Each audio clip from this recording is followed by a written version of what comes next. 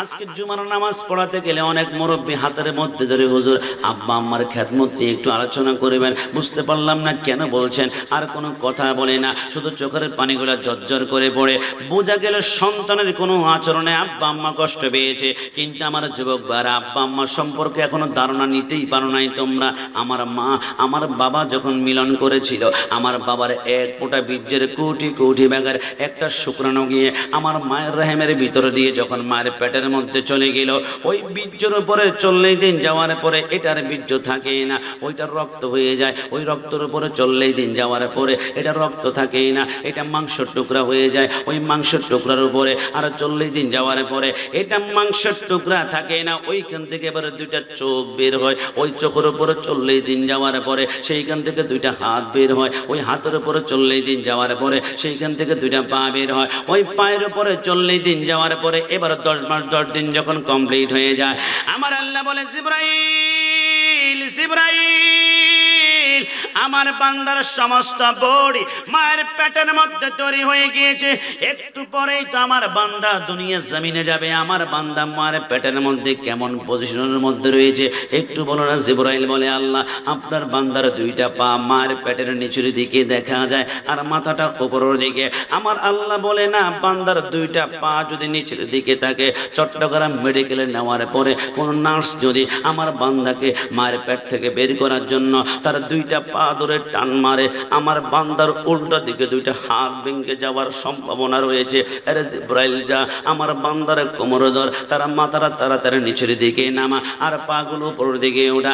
জিবরাইল বলে আমি দেরি না করে 3 আঙ্গুল দিয়ে খপ করে আমি যখন তার কোমরের মধ্যে ধরে মাথাটা নিচের দিকে নামাই আর পাগুলো উপরের দিকে ওঠায়, ওই 3 আঙ্গুলে খপ করে কচি কোমরে ধরার কারণে কোমরটা টন টন করে যখন ব্যথা করে, আমি কাশিমি বলেন আপনারা বলেন স্টেজে যত অতিথি আছে প্রত্যেকেই আমরা মার কোলে যাই, ব্যথাটা সহ্য করতে না পারে ধাম করে একটা লাথি মারি। ওই লাথি সহ্য করতে না পেরে অনেক মা দুনিয়ার জমিনে মৃত্যুবরণ করে ফেলে, অনেক মা জ্ঞান হারিয়ে ফেলে। সন্তান দুনিয়ার জমিনে আসার পরে সন্তানের কোনো আওয়াজ নাই, মায়ের কোনো আওয়াজ নাই, আসমানের ফেরেশতারা কান্না শুরু করে। আল্লাহ মা সন্তান দুইজন মৃত্যুবরণ করেছে। আমার আল্লাহ বলে না, জন্ম দেওয়ার সময় মা সন্তান দুইজন যদি মৃত্যুবরণ করে তামাম দুনিয়া তো মরুভূমি হয়ে যাবে। জিবরাইল মেডিকেল সায়েন্স ব্যবহার কর। আল্লাহ এটা আবার কেমন? আমার আল্লাহ বলে যে সন্তানটা কান্না করে না, তার পিঠের মধ্যে 3টা আঙ্গুল দিয়ে 3 বার ঘষা মারো। জিবরাইল বলে 1 বার ঘষা দে, 2 বার 3 বার ঘষা দেওয়ার সাথে সাথে সন্তানটা যখন ওয়া ওয়া করে কান্না করে ওঠে, যেই মাকে ইনজেকশন দিলে জ্ঞান ফেরানো যায় না যুবক, যেই মাকে ধাক্কা দিলে জ্ঞান ফেরানো যায় না, খোদার কসম করে বলি সন্তানের ওয়া কান্নার আওয়াজটা মায়ের কানে যেতে দেরি হয়, মায়ের জ্ঞানটা ফিরতে 1টা সেকেন্ড সময় লাগে না। জোরে বলি সুবহানাল্লাহ। দুনিয়াতে আসার পরে মার স্তন থেকে আমরা একটানা 2 বছর দুধ পান করেছি। তুমি যুবক বলবা হুজুর 2 বছরে এক ফোঁটা করে কতটুকুই আর দুধ পান করেছি। আরে যুবক, মার 2 বছরের দুধের পাওয়ার তোমার বুঝবা না। আমেরিকান অক্সফোর্ড বিশ্ববিদ্যালয়ের 100 জন বৈজ্ঞানিক বলে আমরা মার 1 ফোঁটা দুধ নিয়ে আমরা গবেষণা করলাম 1 বছর গবেষণা করার পরে আমরা খ্রিস্টান থেকে আল্লাহর কুদরত দেখে আমরা মুসলমান হয়ে গেলাম। কেন জানো? আমরা দেখলাম মার 1 ফোঁটা দুধের ভিতরে আমার আল্লাহ দুনিয়ার 180 রকমের ফলের রস ঢুকিয়ে দিয়েছে। জোরে বলে সুবহানাল্লাহ। আরে আমার যুবক ভাই, আল্লাহর ইজ্জতের কসম করে বলি, আমরা দুনিয়াতে আসার পরে মার স্তন থেকে আমরা একটানা 2 বছর দুধ পান করেছি। তাফসীরে কারকগণ বলে ওই 2 বছরের দুধগুলো যদি একটা পাল্লায় রেখে তোমরা ওজন দিয়ে দেখো, তোমরা দেখবা 2 বছরে অন্তত পক্ষে মার স্তন থেকে তোমরা 27 মণ দুধ পান করেছো। জোরে বলে সুবহানাল্লাহ। আমি কিছুদিন পূর্বে ব্রাহ্মণবাড়িয়া বাঞ্ছারামপুর প্রোগ্রামে গিয়েছিলাম। একজন যুবক খাওয়া দাওয়ার পরে বলল, হুজুর কষ্ট নিবেন না, মাথায় হাত দিয়ে একটু দোয়া করে দেন না। আমি তো বললাম, আব্বা আম্মার খেদমতটা দুনিয়ার জমিনে সঠিকভাবে করো, আল্লাহ তোমাকে দুনিয়ার রিজিক বৃদ্ধি করে দিবে আর কিয়ামতের ময়দানে সম্মানিত করবে।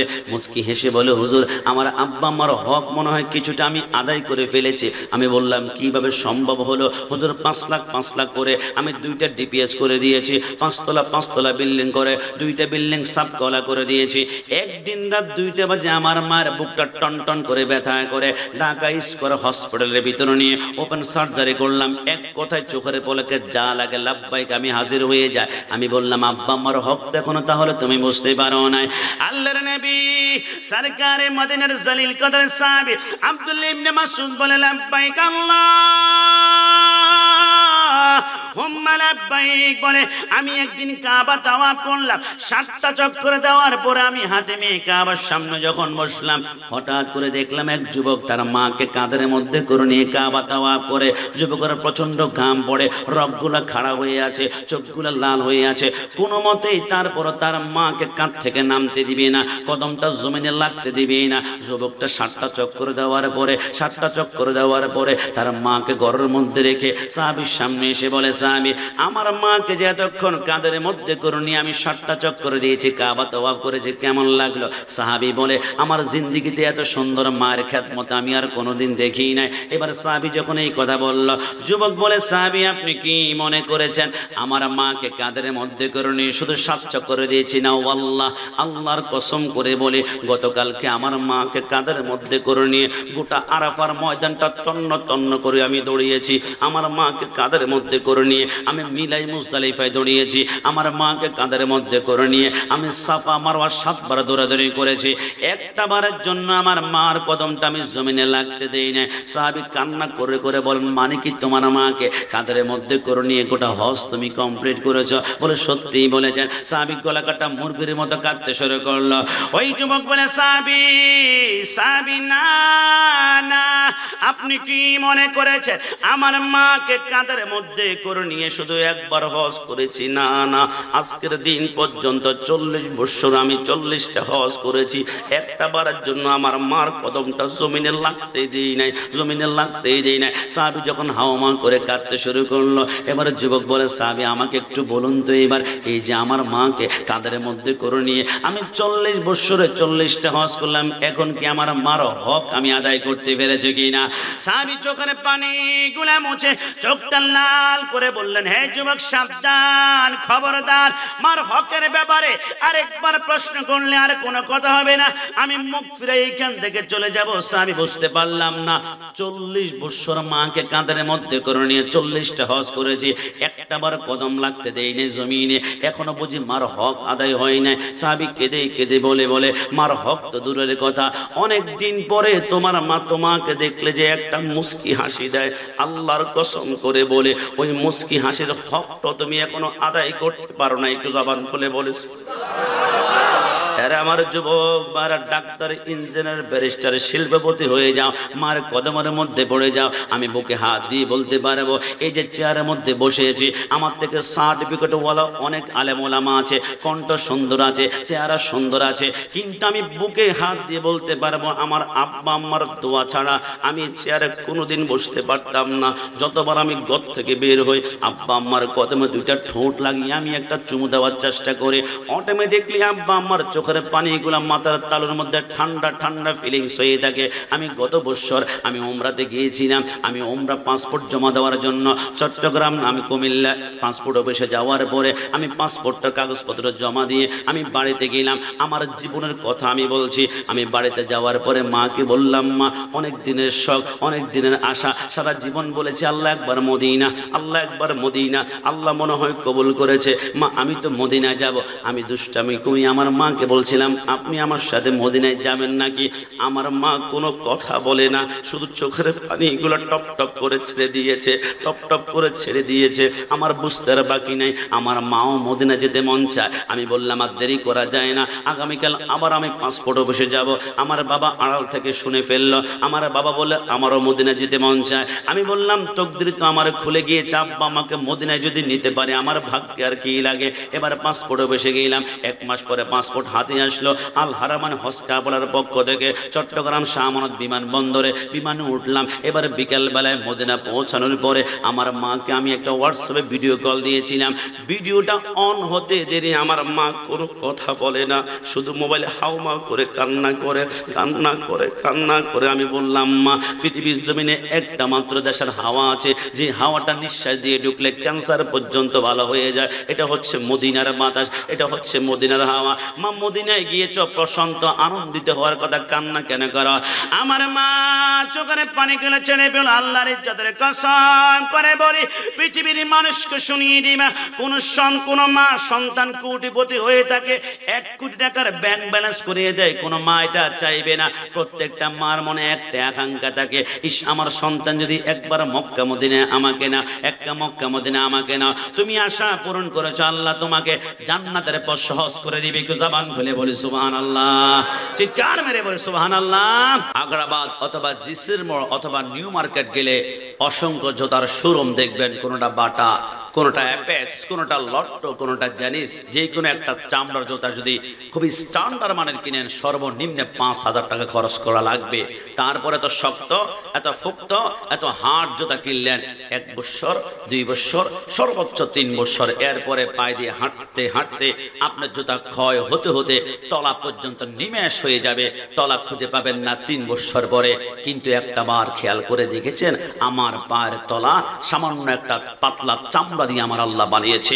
30টা বছর হাঁটলাম, 50টা বছর হাঁটলাম, 70 বছর হাঁটলাম, 90 বছর হাঁটলাম, পায়ের তলার দিকে একটা নজর দিয়ে তাকিয়ে দেখুন তো, যাররা পরিমাণ আমার পায়ের তলা এখনো ক্ষয় হয় নাই, ক্ষয় হয় নাই, ক্ষয় হয় নাই। ফাবি আইয়া আলাই রাব্বিকুমা তুকাযিবান, তুমি তোমার রব্বুল আলামিনের কোন কোন নিয়ামতকে অস্বীকার করবা? সারা জিন্দেগি চেষ্টা করলো, আল্লাহর নিয়ামতের শুকরিয়া আদায় করে শেষ করা যাবে? একটু জবান খুলে বলুন, যাবে? ডান হাত তুলে দেখান না, যাবে?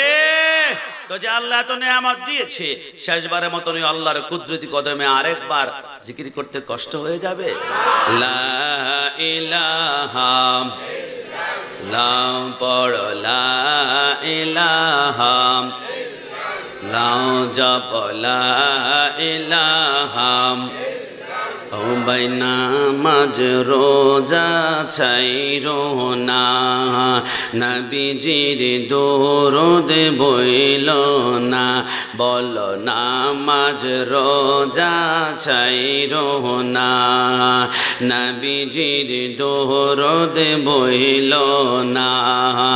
নবীর দরুদ না বলিলে, নবীর দরুদ না বলিলে নবীজি তোমাদের বলবেন না, লা ইলাহা ইল্লাল্লাহ জপ, লা বলো লা ইল্লাল্লাহ জপ, লা ইলাহা লা জোরে লা ইলাহা লা ইলাহা ইল্লাল্লাহ মুহাম্মাদুর রাসূলুল্লাহ সাল্লাল্লাহু আলাইহি ওয়াসাল্লাম।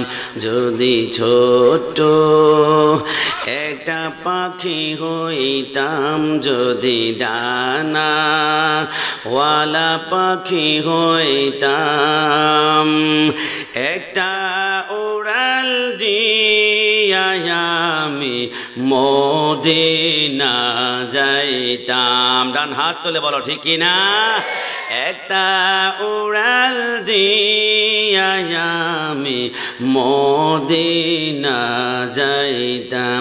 যদি ছোট একটা পাখি হইতাম, যদি ডানা ওয়ালা পাখি হইতাম, একটা উড়াল দিয়া আমি মদিনা যাইতাম। সবাই একটা উড়াল দিয়া আমি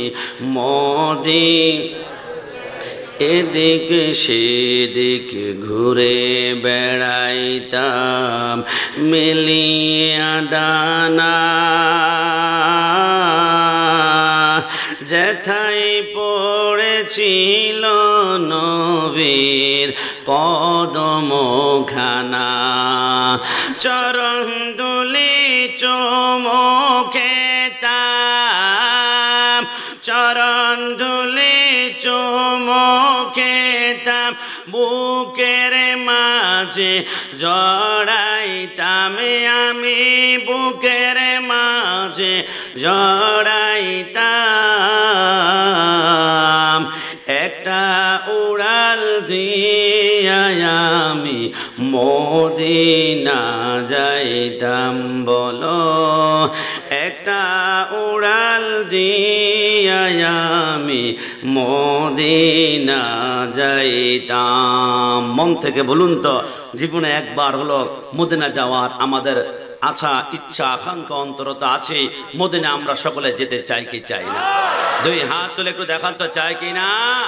আজকে রাউজানের বাইরে শুনে নিতে পারেন, মদিনায় যেতে টাকা লাগে না, মদিনায় যেতে টাকা লাগে না। ওয়াল্লাহ, খোদার ইজ্জতের কসম, মদিনায় যেতে লাগে রাসূলুল্লাহর ভালোবাসা। একটু জবান খুলে বলি সুবহানাল্লাহ। আপনাদের পাশের থানা রাঙ্গুনিয়া থানার হাফেজ, অন্ধ হাফেজ মোহাম্মদ শায়ের মোহাম্মদ ইয়াকুব হোসেন সাহেব শেষবার আমার সাথে দেখা হয়েছিল গত রমজানে সিফাতুল আলিয়া মাদ্রাসা সালালা জলসাতে। আমি জিজ্ঞেস করলাম, ভাই কত টাকার মালিক তুমি? লক্ষ কোটি টাকা মনে হয়। বলে, হুজুর বিশ্বাস করেন আমার ঘরটা টিনের ঘর, উপর দিয়ে বৃষ্টি পর্যন্ত পড়ে মাঝে মাঝে। আমি বললাম, বুঝতে পারলাম না, 3 বার ওমরা করতে লাগে 6 লক্ষ টাকা, আর একবার হজ করলে 7 লক্ষ, 13-14 লক্ষ টাকা খরচ করে কতবার যে মদিনায় গেলেন, তো এত টাকা কোথায় পেয়েছেন? তিনি বলেন, হুজুর আমার টাকা কম ছিল, কথা কিন্তু সত্যি, কিন্তু রাসূলুল্লাহর প্রেমের কোনো কমতি ছিল না। আমি যখন স্টেজের মধ্যে উঠি, আমি মাইক্রোফোনটা হাতের মধ্যে নিয়ে সবজে গুমবেদ ওয়ালে বলে টান দে, খোদার কসম আমার বুক ছিঁড়ে আমার চোখের পানিগুলা টপ টপ করে বের হয়। হুজুর মানুষকে জানিয়ে দিবেন, মদিনায় যেতে টাকা লাগে না, লাগে না, লাগে না, মদিনায় যেতে লাগে রাসূলুল্লাহর ভালোবাসা। জোরে বলে সুবহানাল্লাহ। আপনার আশেপাশে দেখবেন 5 তলা 10 তলা বিল্ডিং এর মালিক একবারও মদিনা যেতে পারে নাই। অনেকে দিন এনে দিন খায়, 2-3 বার মদিনা হাজির হয়ে গিয়েছে। আরে হক না আপনি রিক্সা চালক, ভ্যান চালক, আর মাটি কাটেন, কিচ্ছু আসা যায় না। শুধু প্রাণ ভরে আমার নবীর প্রেমটা অন্তর রেখে একবার রাসূলুল্লাহ দিদারে চাইবেন। আপনাকে রাসূলুল্লাহ কিভাবে যে মদিনা নেবে টেরও পাবেন না। মদিনা যাওয়ার মূল সম্বল ক্ষমতা, পাওয়ার, দাপট নয়। মদিনা যাওয়ার মূল সম্বল রাসূলুল্লাহর ভালোবাসাকে জবান খুলে বলি সুবহান। সেই ভালোবাসায় পাগল হয়ে কিন্তু আজকে আমরা মিলাদুন নবীর মাহফিল আয়োজন করেছি। কেন মিলাদুন নবী করলে লাভ হবে কি? সরকার মদিনা রাজি হয়ে যাবেন, খুশি হবেন। তা রাসূল রাজি হলে কি হবে? আলা হযরত বলে, খুদা কি রদা চাহতা হে দু আলম, খুদা চাহতা হে রাজায়ে মুহাম্মদ। তাম দুনিয়া আল্লাহকে রাজি করতে চায়। হযরত আদম সফিউল্লাহ 350 বছর কাঁদলো, রব্বানা যালামনা আনফুসানা ওয়া ইল্লাম তাগফির লানা ওয়া তারহামনা লানাকুনান্না মিনাল খাসিরিন। কেন তো কাঁদেন? আল্লাহকে রাজি করার জন্য। ইব্রাহিম আলাইহিস সালাম আগুনে ঝাঁপ দেয় কেন? আল্লাহকে রাজি করার জন্য। ইব্রাহিম আলাইহিস সালাম 89 বছরে একটা সন্তান পেয়েছে ইসমাইল, তার গলায় ছুরি ধরলো কেন? আল্লাহকে রাজি করার জন্য। আইয়ুব আলাইহিস সালামকে 18 বছরে কেড়ায় কামড়ায়, চোখের মধ্যে কামড় দেয়, উফ না করে তিনি বলেন আল্লাহ, পায়ে কামড় দেয়, উফ না করেন আল্লাহ। কেন তিনি চিৎকার করেন না? আল্লাহকে রাজি করার জন্য। জাকারিয়া আলাইহিস সালামের মাথা থেকে পার তালু পর্যন্ত লোহার কড়া দিয়ে টানতে টানতে কলিজা 2 টুকরা করা হচ্ছে, একটা বার উফ করেন না কেন? আল্লাহকে রাজি করার জন্য। মুসা কালিমুল্লাহ তুর পাহাড়ে উঠে রব্বি আরনি, আল্লাহ দেখতে চায়। আল্লাহ বলে লান তারানি, গড়িমসি করার কারণে 70,000 নূরের পর্দা ফাঁক করে সামান্য একটা ঝলক দিয়েছে, গোটা তুর পাহাড়টা জ্বলে পড়ে ছারখার হয়েছে। একটা বার উফ করেন না কেন? আল্লাহ আল্লাহ আল্লাহকে রাজি করার জন্য। আল্লাহ তাম দুনিয়া চায় আপনাকে রাজি করতে। আল্লাহ তাম দুনিয়া আপনাকে চায়, আপনাকে চায়, আপনাকে চায়। আল্লাহ আপনি কি কাউকে রাজি করতে চান? আমার আল্লাহ বলে তাম দুনিয়া চায় আমাকে, আমি চাই একজনকে, আমি চাই একজনকে, আমি চাই একজনকে। আল্লাহ তিনি কে? আমার আল্লাহ বলে কদ নারা তাকাল্লুবা ওয়াজহিকা। হে পৃথিবীর মানুষ শুনে নাও, তাম দুনিয়া আমাকে রাজি করতে চায়। তাম দুনিয়ার কিবলা হচ্ছে আমি আল্লাহ, আর আমি আমি আমি আল্লাহর কিবলা হচ্ছে আমার বন্ধু হাবিবে কিবরিয়া। জোরে বলে সুবহান। এইজন্য আমরা আল্লাহ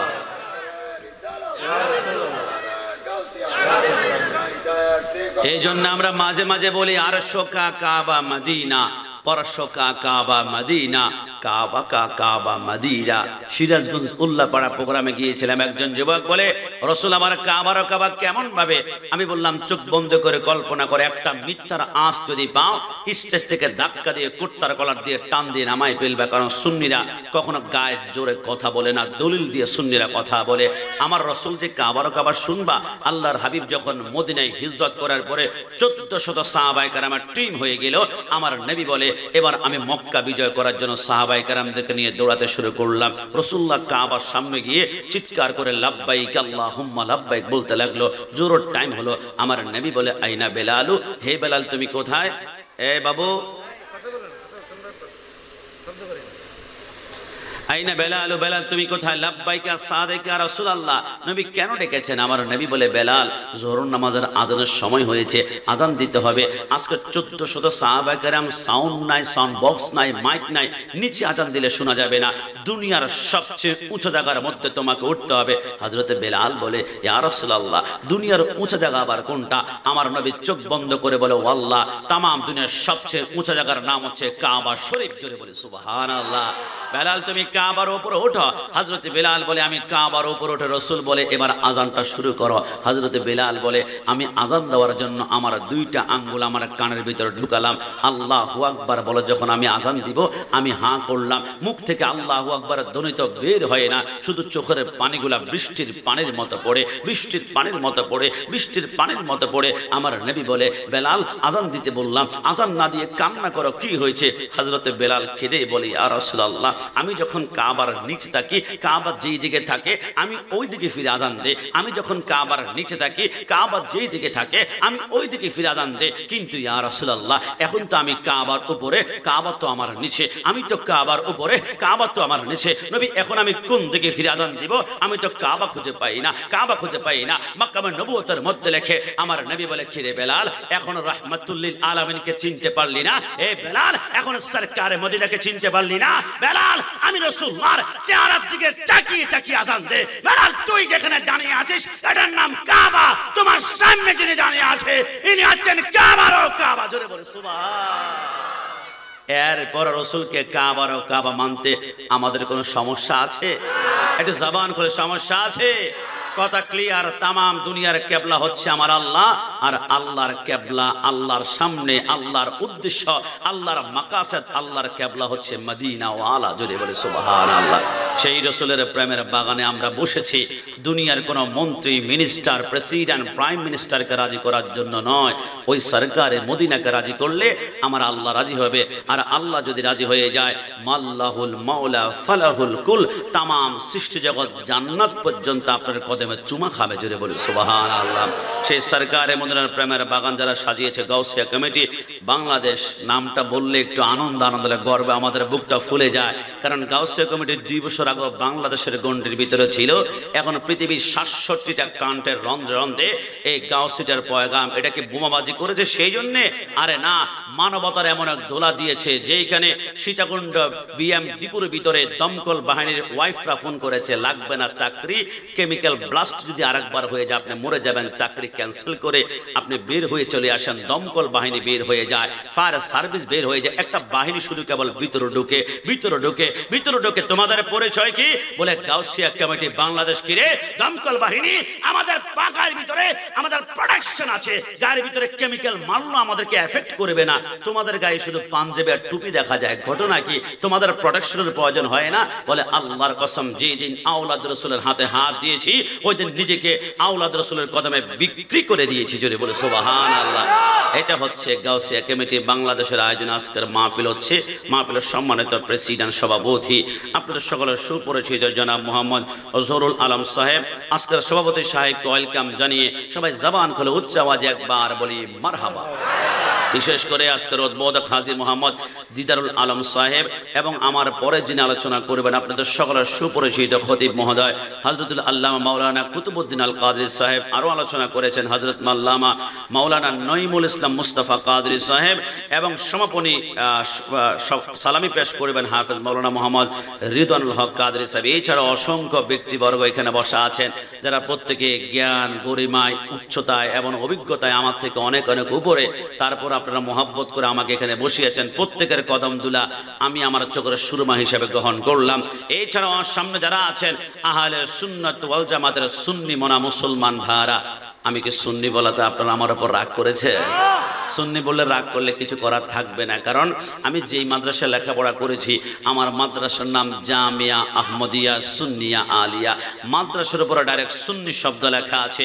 শেরে জামান আল্লামা আশরাফুজ্জামান আল কাদরী হুজুরের কদমে হাত দিয়ে বললাম, বাবা বুঝলাম না, ডাইরেক্ট মাদ্রাসার উপরে সুন্নি শব্দ লাগিয়ে দিয়েছে। আমার রাতের বেলায় কেউ যদি মিস্টেক করে ভুল করে চলে আসে, এই জন্য 5,000 হ্যালোজেনের লাইট পর্যন্ত সুন্নি শব্দের ওটা কূপ মেরে বসা আছে। কারণটা কি? আমার ওস্তাদ বলে বাংলার টেকনাফ থেকে তেতুলিয়া 64 জেলার অসংখ্য ছেলে ফেলে আসে, কোনটা যে কোন আকিদার আমরা তো আর জানি না।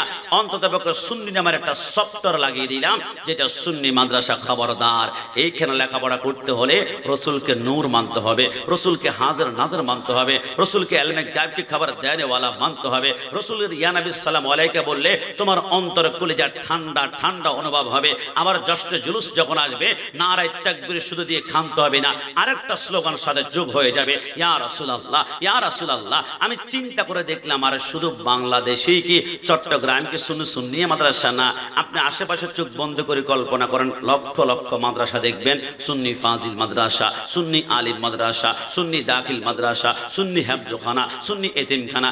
এক মাস আগে নোয়াখালী লক্ষ্মীপুর প্রোগ্রামে গিয়েছিলাম, মাহফিলের আমি দেখলাম 100-এর উপরে মসজিদ, মসজিদের নাম সুন্নি জামে মসজিদ, সুন্নি জামে মসজিদ।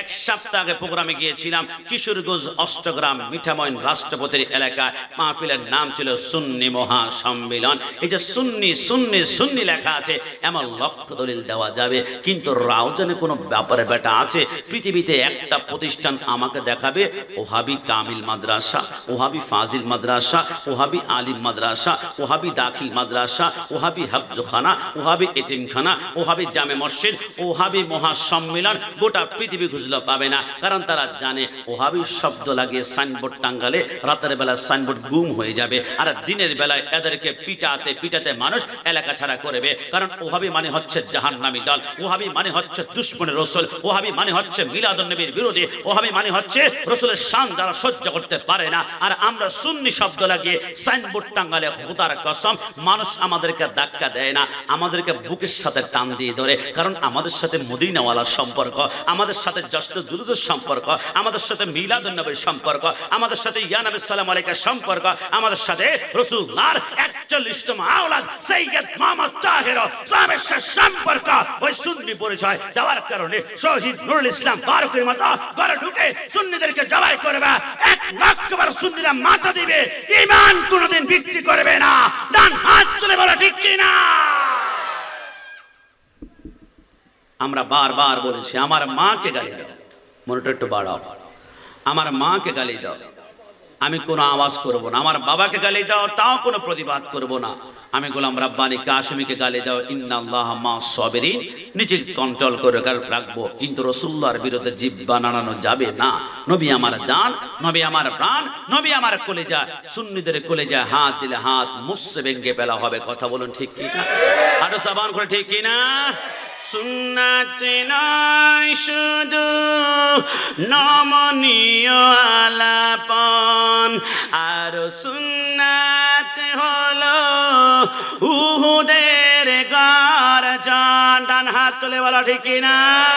সুন্নাত নয় শুধু নির্জনে ধ্যানে যাওয়া, আর সুন্নাত হলো পাথরের আঘাত খাওয়া।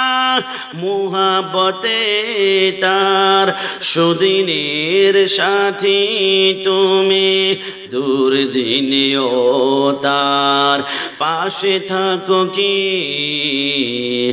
আরো কিছু সুন্নাত আছে তুমি জানো কি, জানলেও জীবনে কখনো তা মানো কি। মাঝে মাঝে নরম নরম কথা বলা সুন্নাত। আবার বদর জমিনে রাসূল বলেছে, সিদ্দিক আকবর আবু জাহেলকে যেখানে বাবা কল্লা ডাইরেক্ট আলাদা করে ফেলবা, মাঝে মাঝে নরম নরম কথা বলা সুন্নাত, মাঝে মাঝে গর্জন দিয়ে প্রতিবাদ করো রাসূলুল্লাহ সুন্নাত। এই কথার মধ্যে কোনো সন্দেহ আছে? একটু জবান খুলে সন্দেহ আছে? এবার আমরা সবাই রাসূলকে ভালোবাসি, এটা আমাদের ঈমানের দাবি, এবং রাসূলকে আমাদের আইডল মানে সমস্ত সুপারস্টারদের যিনি সুপারস্টার, সমস্ত সুপার হিরোদের যিনি সুপার হিরো, যেমন স্টাইলিশ পার্সনের যিনি সবচেয়ে টপ লেভেলের পার্সন। লাকাদ কানা লাকুম ফি রাসূলিল্লাহি উসওয়াতুন হাসানা। तमाम দুনিয়ার সমস্ত সুপার হিরোদের সুপার হিরোর নাম হচ্ছে সরকারে মদিনা। একটু জবান খুলে বলে সুবহানাল্লাহ। আমার নবী বলে, উম্মত তোমরা বেহেশতে যাওয়ার জন্য তোমরা কি করো? তোমরা নামাজ পড়ো, রোজা রাখো, হজ করো, যাকাত দাও, কারণ তোমরা জানো তোমাদের নিঃশ্বাসটা বন্ধ হলে তোমার মার সাথে তোমাদের সম্পর্ক ডিসকানেক্ট হয়ে যাবে, তোমার বাবার সাথে তোমার সম্পর্ক শেষ, তোমার স্ত্রীর সাথে সম্পর্ক শেষ, দুনিয়ার যত দামি সম্পর্ক মৃত্যুর সাথে সাথে সব ডিসকানেক্ট, আলাদা কাট হয়ে যাবে। কিন্তু একটা সম্পর্ক কবরও থাকবে, হাসরও থাকবে। জান্নাতে আমরা যখন এইভাবে বসবো তখন আমাদের সামনে তিনি বসে থাকবেন, তিনি হচ্ছেন দয়ার নবী, উম্মতের কান্নের নবী। তো আমরা সেই কবরে যাওয়ার পরে দুইটা স্টেশন হবে, ইন্নামাল কবরু রাউযাতুম মির রিয়াজিল জান্নাহ আও হুফরাতুম মিন হুফারিন নার। এক হয় কবরটা জান্নাত হবে, না হয় জাহান্নাম। জাহান্নাম কোনো সিম্পল কোনো বিষয় নয়, সেখানে এত কঠিন জায়গা, নারুল্লাহিল মুকাদা। দুনিয়ার আগুন যদি আঙ্গুলের আকার মধ্যে লাগে, প্রথম আঙ্গুল পড়বে, তারপর কনুই, তারপর সিনা, তারপর বুক, তারপর কলিজা। কিন্তু জাহান্নামের আগুন যেইখানে লাগবে ডাইরেক্ট কলিজাটা শিন করে জ্বালিয়ে পড়িয়ে আঙ্কার করে ফেলবে। এত সিম্পল জায়গা নয় যে জাহান্নাম তুমি অল্প শাস্তি পেয়ে বেঁচে যাবা। জাহান্নামে যখন চিৎকার করে কাঁদবেন খুদা খুদা খুদা, তখন আপনাকে আপেলের মতো একটা গোলাকার ফল দেওয়া হবে। আপনি মনে করবেন আপেলের মতো দেখতে সুন্দর, খেয়ে ফেলবো, কিন্তু মুখের ভিতরে যখন ঢুকাবেন ওই ফলটার নাম হাদিসের ভাষায় জাক্কুম ফল। সেইখান থেকে 27টা কাঁটা বের হবে, 2টা কাঁটা 2টা চোখকে মার্বেলের মতো ঠাস করে বের করে ফেলবে, 2টা কাঁটা 2 কানের ছিদ্র দিয়ে, 2টা 2 নাকের ছিদ্র দিয়ে, আর বাকি 21টা কাঁটা মাথার উপর দিয়ে বের হবে। দান চালতে গেলে সালিন যেমন ব্যবহার করে ছিদ্র ছিদ্র ছিদ্র ছিদ্র, মাথার ছিদ্র ছিদ্র হবে, আর মাথার মগজগুলা চোখ মুখ কপাল বেয়ে বেয়ে পড়বে। হাউমাউ করে কাঁদবেন। আমার আল্লাহ বলে না, আমার কোরআনে যে হারাম করেছি হারামকে অমান্য করেছ, হালাল বলেছি হালালের দিকে যাও নাই। আমার কোরআনকে অস্বীকার কারণে আজকে জাহান্নাম যদি স্বীকার করতা, জান্নাতুন তাজরি মিন তাহতিয়াল আনহার, যে জান্নাতে 4টা নহর থাকতো, একটা দুধের নহর, একটা শরাবের নহর, একটা মধুর নহর, একটা পানি হাউজে কাউসারের নহর। জোরে বলে সুবহানাল্লাহ। আমার নবী বলে, সারা জীবন জান্নাতের আশায় কেঁদেছ, একদিন হুজরা মুবারকের মধ্যে রাসূলুল্লাহ বসা, হঠাৎ করে মুস্কে এসে বললেন, সাহাবায়ে কেরাম আজকে এমন একটা আমলের কথা বলবো জিন্দেগি পুরো পরিবর্তন। ইয়া রাসূলুল্লাহ কি? বিশ্ববিখ্যাত গ্রন্থ মুকাশাফাতুল কুলুবের মধ্যে হুজ্জাতুল ইসলাম ইমাম গাজ্জালী রাহমাতুল্লাহ লেখে, আমার নবী বলে, তাম দুনিয়াতে সবসময় জান্নাত খুঁজেছ, কিয়ামতের ময়দানে 5 শ্রেণীর লোক আছে। 5টি আমল করলে 5 শ্রেণীর লোক আছে যারা জান্নাত তালাশ করতে হবে না, জান্নাত তাদেরকে কিয়ামতের ময়দানে খুঁজতে থাকবে। একটু জবান খুলে বলে সুবহানাল্লাহ। সাহাবায়ে কেরাম বলে, নবী জান্নাত খুঁজবে, বড় চমৎকার ব্যাপার। আমলগুলা কি বলুন না একটু, আমরা করব, জীবনের সর্বশক্তি ব্যয় হয়ে আমরা চেষ্টা করব। নবী আমার বলে, 1 নম্বর হচ্ছে মুতআমুল ইজাল, যেই ব্যক্তি অন্য মানুষকে খাওয়াবে, দুনিয়ার কোনো স্বার্থের জন্য নয়, একমাত্র আল্লাহকে খুশি করার জন্য। ক্ষুধার্ত মানুষকে খাবার দেবে, পিপাসার্ত মানুষকে আহার দান করবে। অন্যকে খাওয়ানোর টেন্ডেন্সিটা কার বেশি জানেন? আমাদের আহলে সুন্নাত ওয়াল জামাতের আকীদার মানুষদের বেশি। সেই জন্য আমরা মানুষ মারা গেলে আমরা 4 দিন আয়োজন করে আল্লাহু আকবার বলে গরু জবাই করে ফাতিহা করে, যেই মানুষটা বছরে একবার একটা গোশতের টুকরা খেতে পারে না, ওই ফকির মিসকিনকে আমরা দাওয়াত করে, আমরা মানুষ মারা গেলে আমরা 40-এ করে আশেপাশের মানুষকে খাওয়াই এবং আমরা রাত 1টা 2টা বাজে মাহফিল শেষ হলে আমার বাতিলের ঢাকনা যখন বন্ধ, ওয়াইফ যখন ঘুমিয়ে গেল, দোকান যখন বন্ধ হয়ে গেল, পেটে আমার শিন করে ক্ষুধা, তখন তাবারকের একটা পোটলা দেওয়া হয়, বিসমিল্লাহি ওয়ালা বারাকাতিল্লাহ বলে খেলে হৃদয়টা প্রশান্ত হয়ে যায়। এই জন্য যারা বেশি বেশি খাওয়ায় জান্নাত তাদের তালাশ করবে, আর কিয়ামতের ময়দানে সুন্নিদেরকে জান্নাত একটু বেশি তালাশ করবে। একটু জবান খুলে বলে সুবহানাল্লাহ। রাসূল 2 নম্বর আমল কি? নবী বলে মান সামা রমাদান, যে ব্যক্তি রমজানের 30টা রোজা, দুনিয়ার কোন মানুষ আমাকে রোজাদার বলবে সেই জন্য নয়, একমাত্র আল্লাহকে রাজি করার জন্য, নিঃস্বার্থভাবে আমি আল্লাহকে রাজি করতে চাই, এমন মানুষগুলোকে কিয়ামতের ময়দানে জান্নাত তালাশ করবে। একটু জবান খুলে বলে সুবহানাল্লাহ। আর একটু জবান খুলে সুবহানাল্লাহ।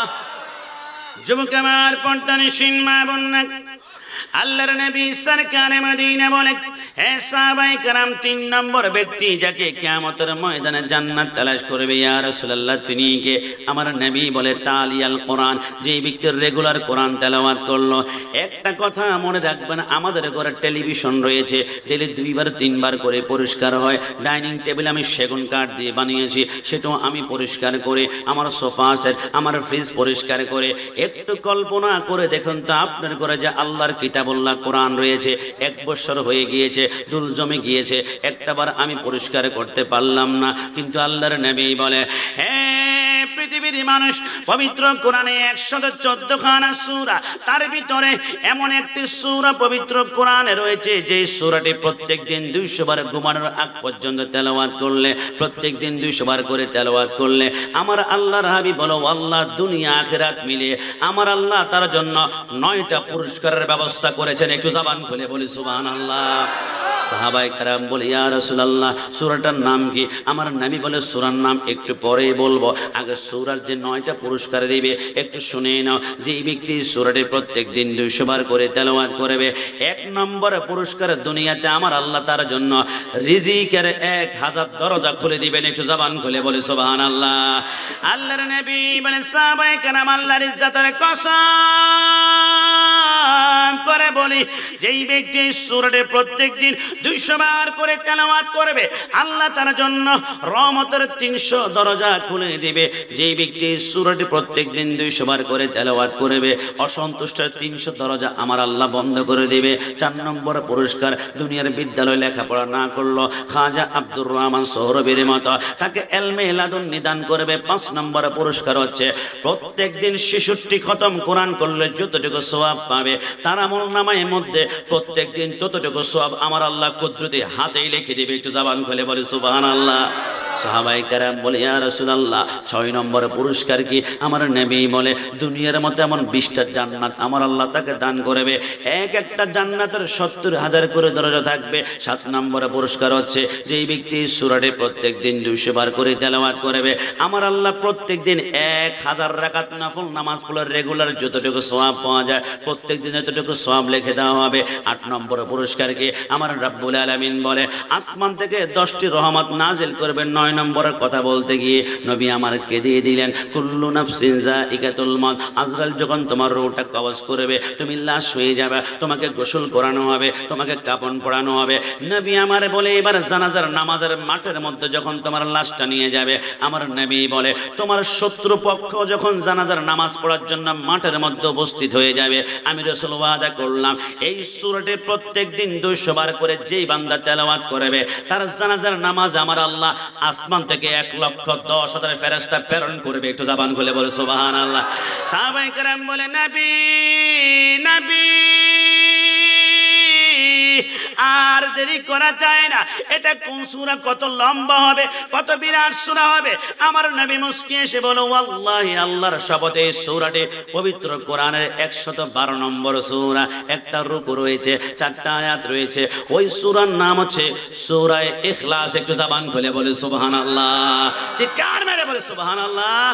এই মিছি দুনিয়ায় তুমি থাকিবা কতদিন, এই মিছি দুনিয়ায় তুমি থাকিবা কতদিন, হঠাৎ করে উঠে বেবেছে, হঠাৎ করে উঠে ভেবে যে চলে যাওয়ার বিন, থাকবা কতদিন? বলুন না, এই মিছে দুনিয়ায় তুমি থাক কতদিন, এই মিছে দুনিয়ায় তুমি, এই দুনিয়ার মিছে মায়ায় আছো তুমি ডুবে, একবারও ভাবনি তোমায় চলে যেতে হবে। ডান হাত তুলে বলো ঠিক কিনা?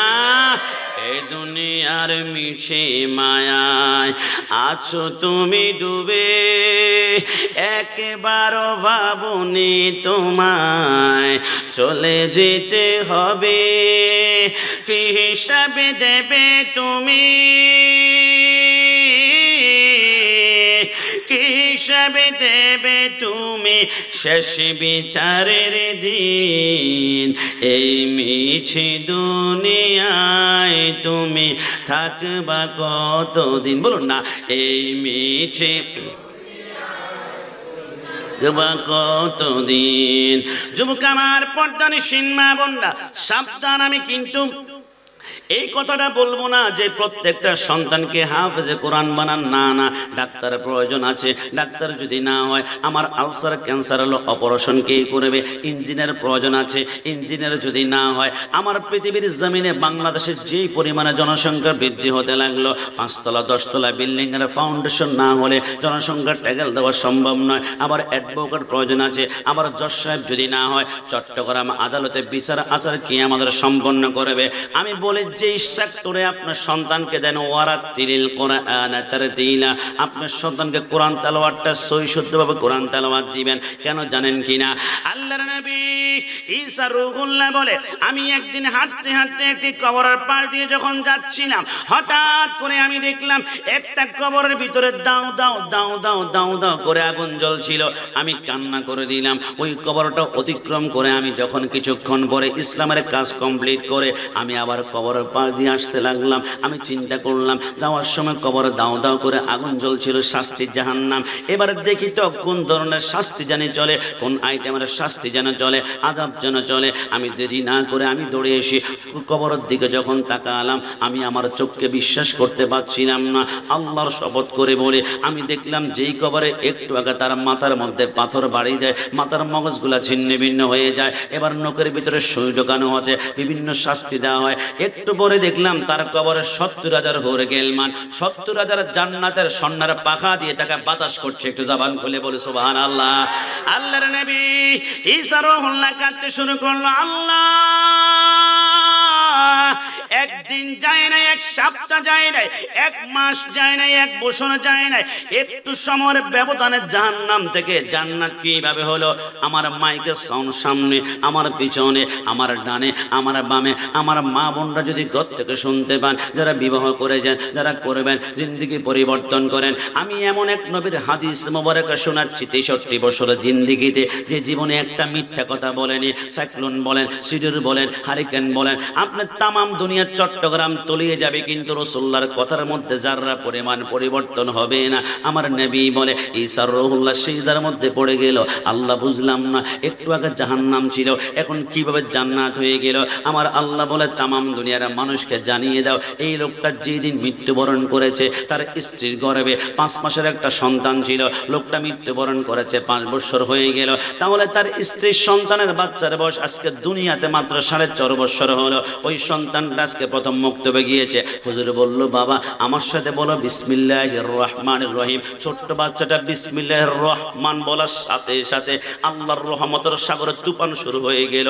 আমার আল্লাহ বলে, কে রে আমাকে রহমান বলে? আমি নাকি দয়ালু। বাচ্চা যখন বলে রহিম, আমি আল্লাহ নাকি মেহেরবান? এটা বললে আমি আল্লাহ বরদাস্ত করতে পারি না। সন্তান দুনিয়া জমিনে আমাকে বলে রহমান, আমি নাকি দয়ালু, আমি নাকি রহিম, আমি নাকি মেহেরবান, কিন্তু তার বাবাকে জাহান্নামের আগুনে জ্বালিয়ে জ্বালিয়ে আমি আল্লাহ নাস্তানাবুদ করে দিচ্ছি। না না, পারা যায় না। আমি আল্লাহ দেরি না করে বড্ড মায়ার কারণে সন্তানের জবানের বরকতে তার আব্বার কবরটা সেকেন্ডের ভিতরে জান্নাতের বাগান বানিয়ে দিলাম। ধরে বলে সুবহানাল্লাহ, চিৎকার মেরে বলে সুবহানাল্লাহ।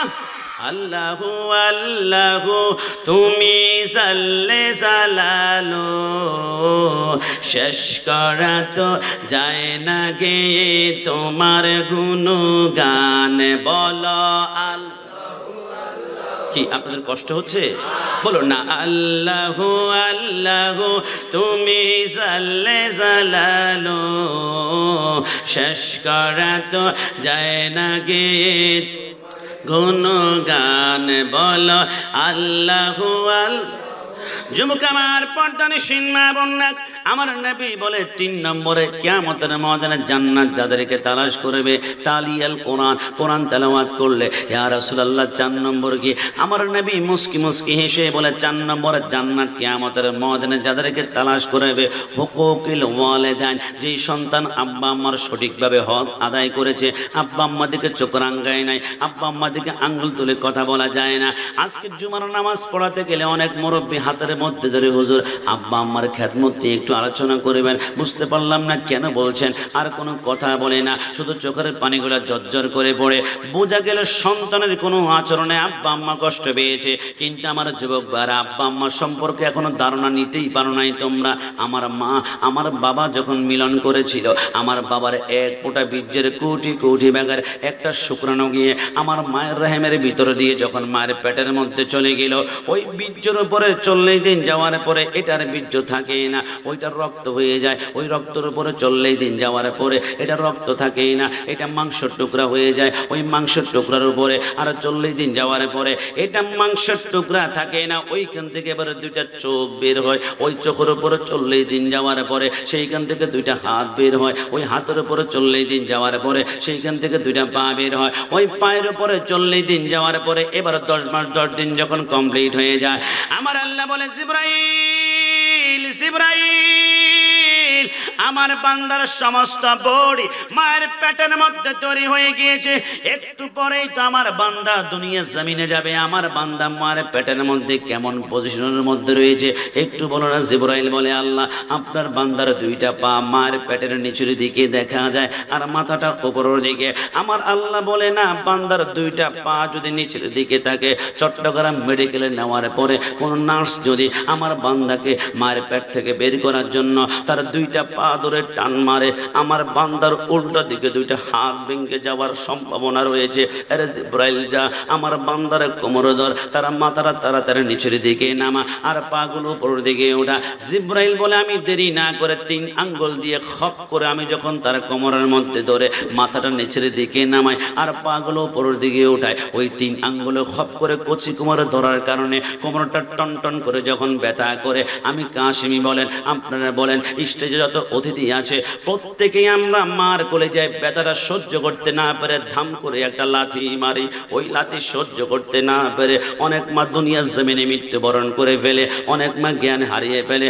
সন্তান দুনিয়ার জমিনে আসার পরে সন্তানের কোনো আওয়াজ নাই মায়ের কোনো আওয়াজ নাই আসমানের ফেরেশতারা কান্না শুরু করে আল্লাহ মা সন্তান 2 জন মরা মৃত্যুবরণ করেছে আমার আল্লাহ বলে না জন্ম দেওয়ার সময় মা সন্তান 2 জন যদি মৃত্যুবরণ করে তামাম দুনিয়া তো মরুভূমি হয়ে যাবে জিবরাইল মেডিকেল সায়েন্স ব্যবহার কর আল্লাহ এটা আমার কেমন আমার আল্লাহ বলে যে সন্তানটা কান্না করে না তার পিঠের মধ্যে 3টা আঙ্গুল দিয়ে 3বার ঘষা মারো জিবরাইল বলে 1বার ঘষা দে 2বার 3বার ঘষা দেওয়ার সাথে সাথে সন্তানটা যখন ওয়া ওয়া করে কান্না করে ওঠে যেই মাকে ইনজেকশন দিলে জ্ঞান ফেরানো যায় না যুবক যেই মাকে ধাক্কা দিলে জ্ঞান ফেরানো যায় না খোদার কসম করে বলি সন্তানের ওয়া কান্নার আওয়াজটা মার কানে যেতে দেরি হয় মার জ্ঞানটা ফিরতে 1টা সেকেন্ড সময় লাগে না জোরে বলি সুবহানাল্লাহ দুনিয়াতে আসার পরে মার স্তন থেকে আমরা একটানা 2 বছর দুধ পান করেছি তুমি যুবক বলবা হুজুর 2 বছরে এক ফোঁটা করে কতটুকু আর দুধ পান করেছি আরে যুবক মার 2 বছরের দুধের পাওয়ার তোমার বুঝবা না আমেরিকান অক্সফোর্ড বিশ্ববিদ্যালয়ের 100 জন বৈজ্ঞানিক বলে আমরা মার 1 ফোঁটা দুধ নিয়ে আমরা গবেষণা করলাম 1 বছর গবেষণা করার পরে আমরা খ্রিস্টান থেকে আল্লাহর কুদরত দেখে আমরা মুসলমান হয়ে গেলাম কেন জানো আমরা দেখলাম মার 1 ফোঁটা দুধের ভিতরে আমার আল্লাহ দুনিয়ার 180 রকমের ফলের রস ঢুকিয়ে দিয়েছে জোরে বলে সুবহানাল্লাহ আরে আমার যুবক ভাই আল্লাহর ইজ্জতের কসম করে বলি আমরা দুনিয়াতে আসার পরে মার স্তন থেকে আমরা একটানা 2 বছর দুধ পান করেছি। তাফসীর কারকগণ বলে ওই 2 বছর দুধগুলো যদি একটা পাল্লায় রেখে তোমরা ওজন দিয়ে দেখো, তোমরা দেখবা 2 বছর অন্তত পক্ষে মার স্তন থেকে তোমরা 27 মণ দুধ পান করেছো। জোরে বলে সুবহানাল্লাহ। মায়েরি পদ তলে, মায়েরি পদ তলে সন্তানের জান্নাতি মিলে, সে কথা মোদের রাসূল বলে। বলুন না, সে কথা মোদের বলে। নামাজ বেহেশ তেরো সাবি,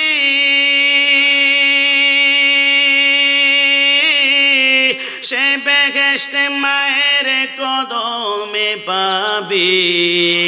নামাজ বেহেশ তেরো সাবি, সে বেহেশতে মায়ের কদমে পাবি।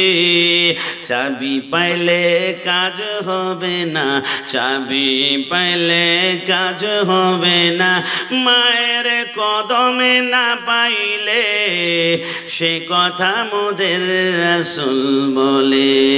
বলো মায়েরি পদ তলে, মায়েরি পদ সন্তানের জান্নাতি মিলে, সে কথা মোদের রাসূল বলে। সে কথা বলে। আমি কিছুদিন পূর্বে ব্রাহ্মণবাড়িয়া বাঞ্ছারামপুর প্রোগ্রামে গিয়েছিলাম। একজন যুবক খাওয়া দাওয়ার পরে বলল, হুজুর কষ্ট নেবেন না, মাথায় হাত দিয়ে একটু দোয়া করে দেন না। আমি তো বললাম, আব্বা আম্মার খেদমতটা দুনিয়ার জমিনে সঠিকভাবে করো, আল্লাহ তোমাকে দুনিয়ার রিজিক বৃদ্ধি করে দিবে আর কিয়ামতের ময়দানে সম্মানিত করবে। মুস্কি হেসে বলে, হুজুর আমার আব্বা আম্মার হক মনে হয় কিছুটা আমি আদায় করে ফেলেছি। আমি বললাম, কিভাবে সম্ভব হলো? হুজুর 5 লাখ করে আমি 2টা ডিপিএস করে দিয়েছি, 5 তলা বিল্ডিং করে 2টা বিল্ডিং সাবকলা করে দিয়েছি। একদিন রাত 2টা বাজে আমার মার বুকটা টন করে ব্যথা করে ঢাকা স্কয়ার হসপিটালের ভিতরে নিয়ে ওপেন সার্জারি করলাম। এক কথায় চোখের পলকে যা লাগে লাব্বাইক আমি হাজির হয়ে যায়। আমি বললাম, আব্বা আমার হক দেখো না, তাহলে তুমি বুঝতে পারো না। আল্লাহর নবী সরকারে মদিনার জলিল কদর সাহাবী আব্দুল্লাহ ইবনে মাসউদ বলে, লাব্বাইক আল্লাহুম্মা লাব্বাইক বলে, আমি একদিন কাবা তাওয়াফ করলাম। 7টা চক্কর দেওয়ার পরে আমি হাতেমে কাবার সামনে যখন বসলাম, হঠাৎ করে দেখলাম এক যুবক তার মাকে কাঁধের মধ্যে করে নিয়ে কাবা তাওয়াফ করে। যুবকের প্রচন্ড ঘাম পড়ে, রগগুলা খাড়া হয়ে আছে, চোখগুলা লাল হয়ে আছে। কোনো মতেই তারপর তার মাকে কাঁধ থেকে নামতে দিবে না, কদমটা জমিনে লাগতে দিবে না। যুবকটা 7টা চক্কর দেওয়ার পরে তার মাকে ঘরের মধ্যে রেখে সাহাবীর সামনে এসে বলে, সাহাবী আমার মাকে যে এতক্ষণ কাঁধের মধ্যে করে নিয়ে আমি 7টা চক্কর দিয়েছি, কাবা তাওয়াফ করেছি, কেমন লাগলো? সাহাবী বলে, আমার জিন্দেগিতে এত সুন্দর মায়ের খেদমত আমি আর কোনোদিন দেখি নাই। এবার সাহাবী যখন এই কথা বলল, যুবক বলে, সাহাবী আপনি কি মনে করেছেন আমার মাকে কাঁধের মধ্যে করে নিয়ে শুধু 7 চক্কর দিয়েছি? না ওয়াল্লাহ, আল্লাহর কসম করে বলে, গতকালকে আমার মাকে কাঁধের মধ্যে করে নিয়ে গোটা আরাফার ময়দানটা তন্ন করে আমি দৌড়িয়েছি। আমার মাকে কাঁধের মধ্যে করে নিয়ে আমি মিলাই মুজদালিফায় দৌড়িয়েছি। আমার মাকে কাঁধের মধ্যে করে নিয়ে আমি সাফা মারওয়া 7 বার দৌড়াদৌড়ি করেছি। একটা বারের জন্য আমার মার কদমটা আমি জমিনে লাগতে দেই না। সাহাবী কান্না করে বলেন, মানে কি তোমার মাকে কাঁধের মধ্যে করে নিয়ে গোটা হজ তুমি কমপ্লিট করেছো? বলে, সত্যিই বলেছেন। সাহাবী গলা কাটা মুরগির মতো কাঁদতে শুরু করলো। ওই যুবক বলে, সাহাবী না, আপনি কি মনে করেছেন আমার মাকে কাঁধের মধ্যে করে নিয়ে শুধু একবার হজ করেছি? না, আজকের দিন পর্যন্ত 40 বছর আমি 40টা হজ করেছি, একটা বারের জন্য আমার মার কদমটা জমিনে লাগতেই দেই নাই। সাহাবী যখন হাওমা করে কাঁদতে শুরু করলো, এবার যুবক বলে, সাহাবী আমাকে একটু বলুন তো, এবার এই যে আমার মাকে কাঁধের মধ্যে করে নিয়ে আমি 40 বছরে 40টা হজ করলাম, এখন কি আমার মার হক আমি আদায় করতে পেরেছি কিনা? সাহাবী চোখের পানি গুলা মুছে চোখটা লাল করে বললেন, হে যুবক সাবধান, খবরদার, মার হকের ব্যাপারে আরেকবার প্রশ্ন করলে আর কোনো কথা হবে না, আমি মুখ ফিরে এইখান থেকে চলে যাব। আমি বুঝতে পারলাম না, 40 বছর মাকে কাঁধের মধ্যে করে নিয়ে 40টা হজ করেছি, একটা বার কদম লাগতে দেয়নি জমিনে, এখনো বুঝি মার হক আদায় হয় না। সাহাবী কেঁদে কেঁদে বলে মার হক তো দূরের কথা, অনেক দিন পরে তোমার মা তোমাকে দেখলে যে একটা মুস্কি হাসি দেয়, আল্লাহর কসম করে বলে ওই মুস্কি হাসির হকটা তুমি এখনো আদায় করতে পারো না। একটু জবান খুলে বলেছ। আমার যুবক বারা ডাক্তার, ইঞ্জিনিয়ার, ব্যারিস্টার, শিল্পপতি হয়ে যাও, মার কদমের মধ্যে পড়ে যাও। আমি বুকে হাত দিয়ে বলতে পারবো, এই যে চেয়ারের মধ্যে বসেছি, আমার থেকে সার্টিফিকেট ওয়ালা অনেক আলেম ওলামা আছে, কণ্ঠ সুন্দর আছে, চেহারা সুন্দর আছে, কিন্তু আমি বুকে হাত দিয়ে বলতে পারবো আমার আব্বা আম্মার দোয়া ছাড়া আমি চেয়ারে কোনোদিন বসতে পারতাম না। যতবার আমি ঘর থেকে বের হই, আব্বা আম্মার কদমে দুইটা ঠোঁট লাগিয়ে আমি একটা চুমু দেওয়ার চেষ্টা করি, অটোমেটিকলি আব্বা আম্মার চোখের পানিগুলা মাথার তালুর মধ্যে ঠান্ডা ঠান্ডা ফিলিংস হয়ে থাকে। আমি গত বছর আমি উমরাতে গিয়েছিলাম, আমি উমরা পাসপোর্ট জমা দেওয়ার জন্য চট্টগ্রাম, আমি কুমিল্লা পাসপোর্ট অফিসে যাওয়ার পরে আমি পাসপোর্টটা কাগজপত্র জমা দিয়ে আমি বাড়িতে গেলাম। আমার জীবনের কথা আমি বলছি, আমি বাড়িতে যাওয়ার পরে মাকে বললাম, মা অনেক দিনের শখ, অনেক দিনের আশা, সারা জীবন বলেছি আল্লাহ একবার মদিনা, আল্লাহ একবার মদিনা, আল্লাহ মনে হয় কবুল করেছে, মা আমি তো মদিনায় যাব। আমি দুষ্টামি করি আমার মাকে বলছিলাম, আপনি আমার সাথে মদিনায় যাবেন নাকি? আমার মা কোনো কথা বলে না, শুধু চোখের পানিগুলো টপ টপ করে ছেড়ে দিয়েছে, টপ টপ করে ছেড়ে দিয়েছে।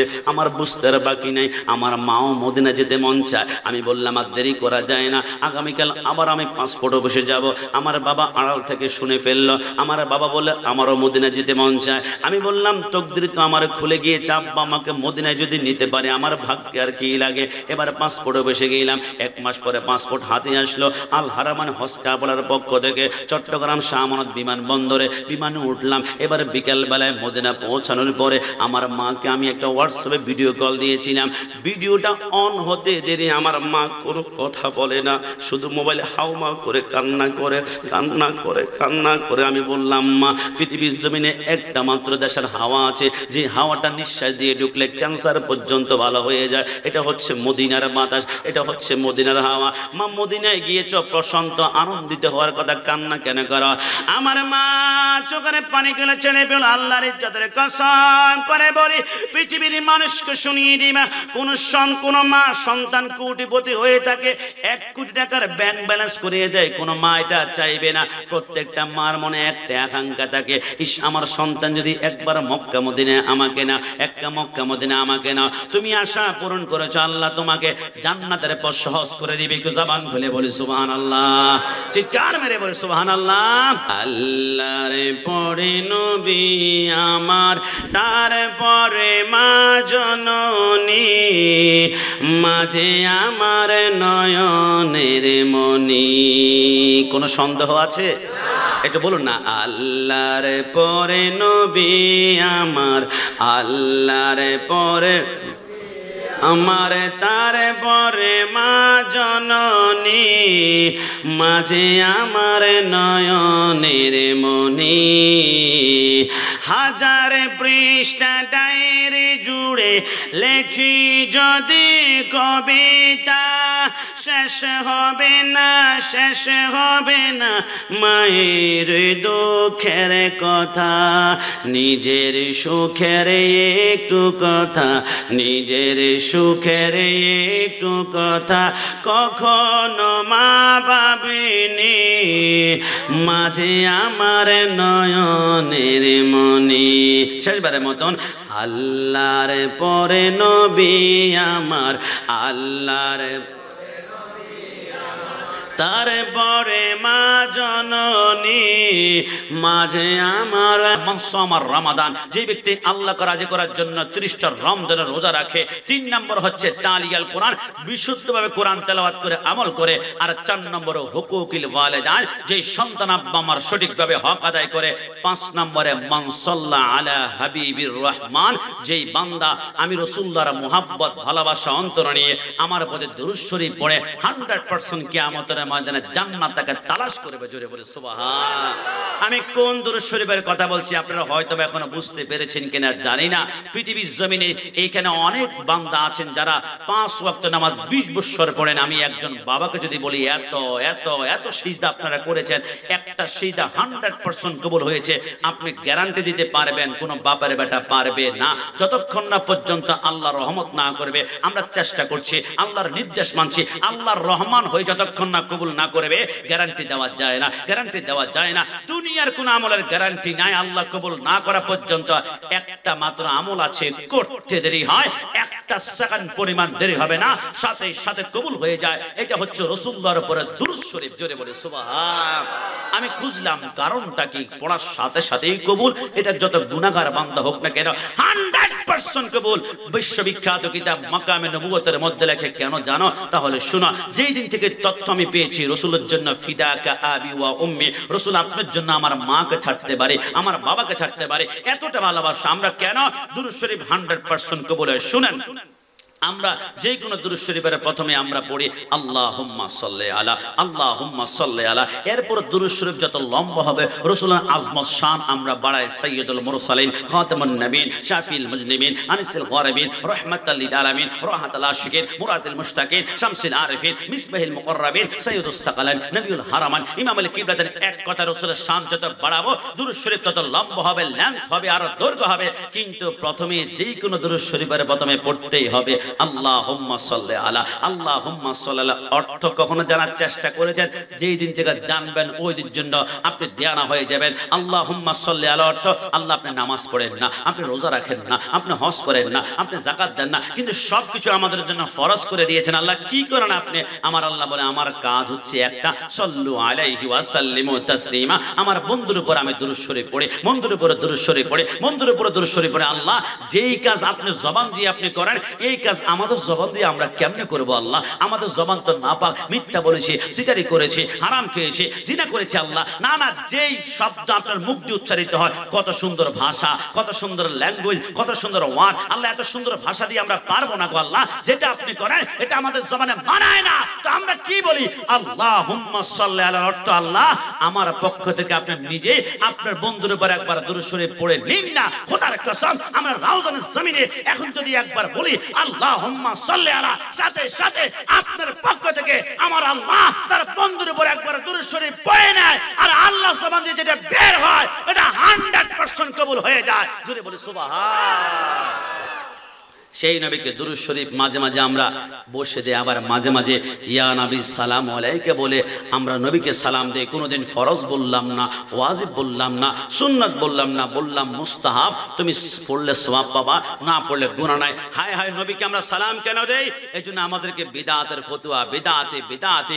কিন্তু যারা নবীকে সালাম দেওয়ার কারণে আমাদেরকে বিদআতি বলে, এরাই মাঝে মাঝে সালাম নিয়ে আবার গানও গায়। সালাম সালাম হাজার সালাম, সকল শহীদ স্মরণে স্মরণে আমার হৃদয় রেখে যেতে চাই তাদের স্মৃতির চরণে। বলুন না, সালাম সালাম হাজার সালাম।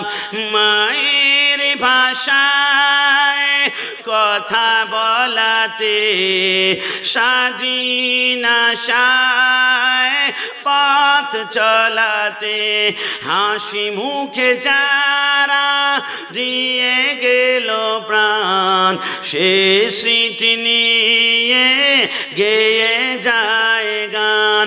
তাদের বিজয় মরণে মরণে আমার হৃদয় রেখে যেতে চাই তাদের স্মৃতির চরণে। বলুন না, সালাম সালাম হাজার সালাম। মনে রেখো, আমরা সুন্নিরা জঙ্গি নয় যে শহীদদেরকে সালাম দেওয়া যাবে না। 100% সালাম দিব, কারণ 1952 সালে ঢাকা ইউনিভার্সিটির চত্বরে সালাম, রফিক, জব্বার, বরকত বুকের তাজা রক্ত ঢেলে দিয়ে এই বাংলা ভাষাকে মাতৃভাষা করে করেছে, এদেরকে 1 লক্ষ নয় 1 কোটি বার আমরা সালাম জানাই। 1971 সালে 30 লক্ষ শহীদের রক্তের বিনিময়ে বাংলার রাজপথ রঞ্জিত হয়েছিল, লাল সবুজের পতাকা পেয়েছি। ওই শহীদদেরকে 100% সালাম দেওয়া জায়েজ জায়েজ জায়েজ, কিন্তু কষ্ট লাগে আমার নবী না হলে একজন শহীদ তার শহীদের মর্যাদা পেত না, আমার নবী না আসলে একজন শহীদ তার শহীদের পার পেত না। আমার নবীকে সালাম দিলে যারা বিদআত বলে, খোদার কসম এরা মৃত্যুর পরে এদের চেহারা নষ্ট হয়ে জানোয়ারের মতো হয়ে যাবে। ডান হাত তুলে বলে ঠিক কিনা? কষ্ট পেলে কিছু করার থাকবে না। আমি লজিক ছাড়া এবং দলিল ছাড়া কোনো কথা বলি নাই, কারণ কোরআন বলে ইন্নাল্লাযীনা ইউযুনাল্লাহা ওয়া রাসূলা লাআনাহুমুল্লাহু ফিদ দুনিয়া ওয়াল আখিরা, যারা আল্লাহ রাসূলকে কষ্ট দিবে দুনিয়াতে তারা লাঞ্ছিত লাঞ্ছিত লাঞ্ছিত হবে। মনে কি নাই 1 মাস আগে করোনার পাখি নামে একজন মাওলানা বাংলা জমিন থেকে মৃত্যুবরণ করেছে। চট্টগ্রাম প্যারেড ময়দানে দাঁড়িয়ে অসংখ্যবার বলেছিল মিলাদুন নবী বিদআত, মিলাদুন নবী করা যাবে না। আমানত শাহ রাহমাতুল্লাহ আলাইহিকে মশা কামড়ায়, মশারে কেন টাঙ্গিয়েছে? গরিবুল্লাহর সাথে নিজেই গরিব, আমার তার কাছে কি চাইবা? মিসকিন শাহ নিজেই মিসকিন, তার কাছে কি চাইবা? সারা জীবন বলেছে ইয়া নবী সালাম আলাইকা, হঠাৎ করে ক্ষমতার লোভে পড়ে আবার ইয়া নবী সালাম আলাইকা পোল্টি মেরে বেদাত ফতোয়া দিল, কিন্তু শেষ বয়সে লাঞ্ছিত তো হয়েছে। দেখেন নাই 1 মাস আগে অ্যাম্বুলেন্স থেকে লাশটা জমিনে পড়ে গেল, হঠাৎ করে গায়ের মধ্যে কাদামাটি আর ফ্যাটটা ফুলা শুরু করলো, চেহারাটা নষ্ট হয়ে যায়। কোরআনের পাখির বক্তারা বলে একটা নজর চেহারাটা দেখাও না, দেখাও না, লা মুমকিন, সম্ভব না, লা মুমকিন, সম্ভব না। কিরে কোরআনের পাখি 40 বছর খিদমত করেছে, চেহারা দেখাচ্ছ না কেন? আমাদের ইমামে আহলে সুন্নাহ আল্লামা নুরুল ইসলাম হাশিমি রাহমাতুল্লাহ আলাইহি মৃত্যুবরণ করেছে। সকাল 7টা থেকে সন্ধ্যা 7টা পর্যন্ত 2.5 লক্ষ মানুষকে আমরা চেহারা দেখিয়েছি। আল্লামা জালালউদ্দিন আল কাদরি রাহমাতুল্লাহ আলাইহি মৃত্যুবরণ করেছে, তার চেহারা দেখিয়েছি। শায়রে মিল্লাত আল্লামা নঈমী হুজুর মৃত্যুবরণ করেছে, আমরা 1 লক্ষ মানুষকে চেহারা দেখিয়েছি। তোমরা দেখাচ্ছ না, আমরা দেখাই কেন জানো? আমরা জানি একটু পরেই তো 70,000 হুর গেলমান আসবে আর মিশকাম্বরা আতর ছিটিয়ে ছিটিয়ে জান্নাতে নেবে। তো জান্নাতে চেহারা দেখতে সমস্যা কোথায়? দেখি না, দেখে না, দেখে না। আর তাদের আকাবিরদের চেহারা দেখায় না। জানে গুস্তাখ রাসূল মৃত্যুবরণ করেছে মানুষ, কিন্তু কবরে যাওয়ার আগে তার চেহারা জানোয়ারের মতো হয়ে যায়। ডান হাত তুলে বলো ঠিক কিনা? রাগ করলে কিছু করা থাকবে না, সত্য আপনাকে মানতে হবে সারা জীবন। যারা মিলাদুন নবীকে নাজায়েজ বলেছে, ফেসবুক খুলুন, আমার কাছে 10টা ভিডিও আছে। তারা এখন বক্তব্য দিচ্ছে মিলাদুন নবী আমরা মানি, তবে ঈদ মিলাদুন নবী আমরা মানি না। সারা জীবন গত বছরও বলেছে মিলাদুন নবী মানো না, মানো না, মানো না, এখন বলে মানো। আর ঈদ মিলাদুন নবী মানো না, একটা বছর অপেক্ষা করেন, তারা মানতে বাধ্য। কারণ সুন্নাহ যেভাবে রেফারেন্স কোরআন সুন্নাহ থেকে বের করে তারা দূরে সরতে পারে না। আমরা সারা জীবন বলেছি নবী জিন্দা, তারা মানতে চায় না। গত 2 বছর আগে যিনি এখন জেলখানায় আছে মামুনুল হক সাহেব বলেছিল নবী আমার জিন্দা। সমস্ত কওমি ভাইরা বলে নবী জিন্দা। আরে আমরা 1400 বছর ধরে আমরা গলা ফাটিয়ে এই কথাটাই বলতে চাচ্ছিলাম নবী জিন্দা। 1400 বছর বুঝো নাই, 2 বছর আগে হলো বুঝতে পেরেছ। আহলে সুন্নাত ওয়াল জামাত একমাত্র হক দল। সারা জীবন বলেছি আমরা নূর, কিন্তু মানতে চাও না। গত বছর হাফিজুর রহমান সিদ্দিক নামে একজন মাওলানা, তিনি বলেন নবী নূর, তবে আল্লাহর জাতি নূর নয়, জাতি নূর একটু পর রেখো। সারা জীবন তো মাটি বলেছ, মাটি বলেছ, মাটি বলেছ, এখন তো কদ জাআকুম মিনাল্লাহি নূর মেনে নিয়েছ। মনে রেখো আহলে সুন্নাত ওয়াল জামাত একমাত্র দল, দুনিয়ার কোন স্বার্থের জন্য ওরা কথা বলে না। ওরা যা কথা বলবে আল্লাহ রাসূলকে রাজি করার জন্য। ডান হাত তুলে বলো ঠিক কি না?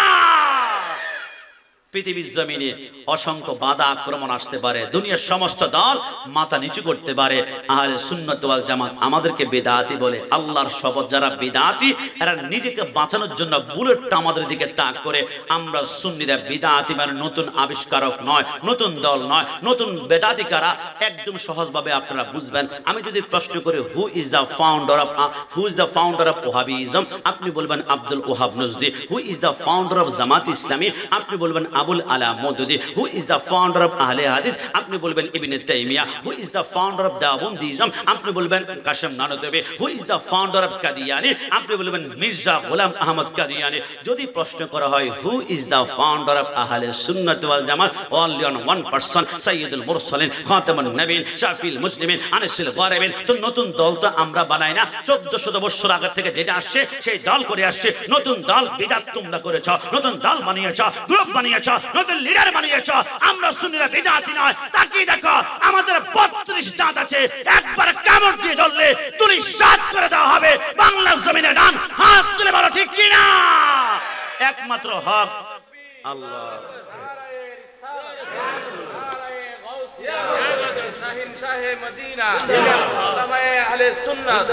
সর্বশেষ আমরা বলি, হুজুরকে বসি আমি অনেকক্ষণ আলোচনা করে ফেলেছি, ক্ষমা প্রার্থী, সর্বোচ্চ 2 থেকে 3 মিনিট আমি শেষ করছি।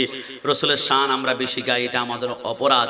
আমি 2008 সালে লালদিঘির ময়দানে আল্লামা ওবায়দুল নবী রহমতুল্লাহ আলাইহিকে জিজ্ঞেস করেছিলাম, হুজুর তারা বলে আমরা নাকি আন্দোলন করতে জানি না, আন্দোলন করতে হলে বার্ষিক চত্বর যুবকের রব নাকি কাটতে হয়, আমরা নাকি আন্দোলন করতে জানি না, শাপলা চত্বরে আগুন না পড়লে নাকি আন্দোলন হয় না, বাসে ট্রাকে রাস্তার টায়ার না পড়লে নাকি আন্দোলন হয় না। রসুল বলে, বাবা আমরা আগুন কোত্থেকে জ্বালাবো বলো তো, রেগুলার তো এশকে রাসূলের আগুনে এমনিতেই কলিজা দাও দাও করে জ্বলছে, জোরে বলে সুবহানাল্লাহ। তা আমি বললাম যে পৃথিবীর জমিনে আমাদেরকে অপবাদ দেওয়া হয়, আমরা নাকি রসুলের শান গাইতে গাইতে আল্লাহর উপরে উঠাই পেলি, নাউজুবিল্লাহ। আল্লাহর কি উপর আছে? আমার আল্লাহ যেখানে আছেন এটা লামো কান, ডান নাই বাম নাই, সামনে নাই পিছন নাই, উপর নাই নিচ নাই, আমার আল্লাহ রসুলের শান যেখানে উঠেছে, আমি গোলাম রাব্বানী কাশিমি 1 কোটি বছর যদি হায়াত পাই, সেকেন্ডে নবীর প্রশংসা গায়, আমি আল্লাহ যেখানে নিয়েছে কোটি ভাগের 1 ভাগও কাছে নিতে পারবো না।